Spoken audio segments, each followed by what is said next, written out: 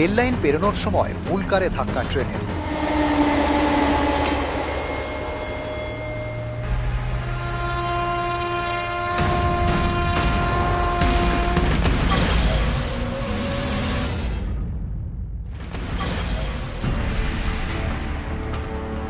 মুর্শিদাবাদের গোবিন্দপুর রেলগেটে শুক্রবার সকালে ভয়াবহ দুর্ঘটনা।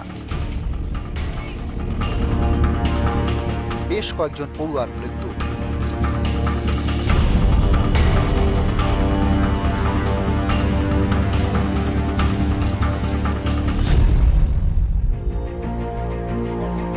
এই পুলকারে দিন শ্রেয়া দত্তরও যাওয়ার কথা ছিল, কিন্তু বাদ সাধে অসুস্থতা, শরীর খারাপ, তাই স্কুলে যাওয়া হয়নি। স্কুল মিস, তাতেই বেঁচে গেল প্রাণ।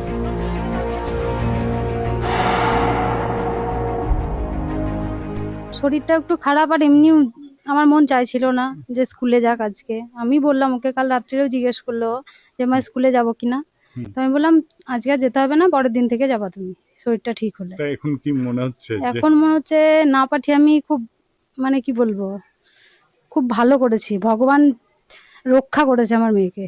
আজ যদি স্কুলে যেত তাহলে আমি যে কিভাবে কি করতাম কিছু বুঝতে পারছি না। গোবিন্দপুরের পাশেই যদুপুর, সেখানে একটি বেসরকারি স্কুলে দ্বিতীয় শ্রেণীর পড়ুয়া শ্রেয়া দত্ত।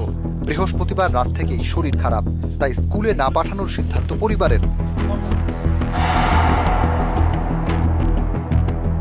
তুমি স্কুল যাওনি কেন? আমার শরীর খারাপ, আমার মা যেতে আমাকে বারণ করেছিল। তোমরা কতজন করে যাও একটা গাড়িতে? 7 জন। আজকে সকালবেলা তো ডাকতে এসেছিল গাড়ি দাদা। যখন যায় না আমার মা বারণ করে দেয় ফোন করে। এই পুলকারে ছিল শ্রেয়ারই বন্ধুরা, রোজকার পড়াশোনা, খেলাধুলার সঙ্গী। এই পুলকারই তো রোজ স্কুলে যাওয়া।